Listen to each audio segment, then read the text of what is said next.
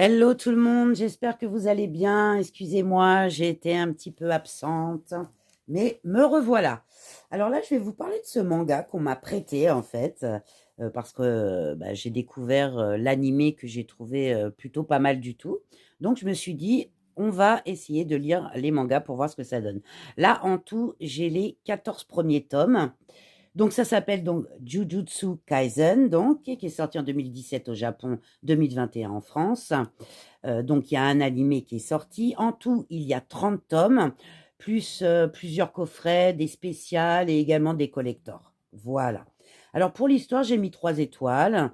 À 16 ans, eh bien, on a Yuta Oksu, en fait, qui est un garçon un peu particulier. C'est un ado, en fait, qui est hanté par un fléau. Alors c'est un esprit extrêmement dangereux qui n'hésite pas, eh bien, à s'en prendre à tous ceux qui voudraient faire du mal à son hôte. Et pour cause, eh bien, la créature en question n'est autre que le fantôme, en fait, de son ami d'enfance, Rika, qui est décédé, eh bien, dans d'horribles circonstances. Dans ces conditions, eh bien, difficiles pour le lycéen de mener une vie normale, bien entendu.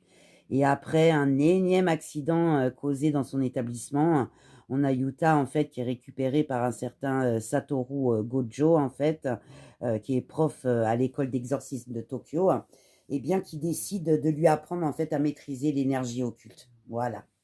Alors pour le dessin, pardon, je bafouille. Alors je trouve qu'on a plutôt, de belles couvertures dans l'ensemble, assez jolies, hein, je vous en montre quelques-unes. On a également celle-là, il y a également celle-ci et puis plein d'autres bien entendu, vu que j'ai les 14 premiers tomes. Alors on est sur du noir et blanc bien entendu comme d'habitude, une lecture japonaise de droite à gauche. Je trouve qu'on a un beau graphisme, assez violent tout de même, hein. Donc, hop, je vous montre un petit peu, vous voyez, quand on est voilà, sur les scènes un peu plus violentes, hein, c'est quand même assez violent, mais c'est très bien. C'est très sympa, des traits fins, c'est le graphisme assez expressif, j'ai trouvé plutôt pas mal, quoi.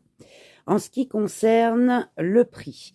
Alors, pour le prix, eh bien, là, j'ai mis 4 étoiles parce que j'ai trouvé en neuf à 6,95, hein, comme d'hab.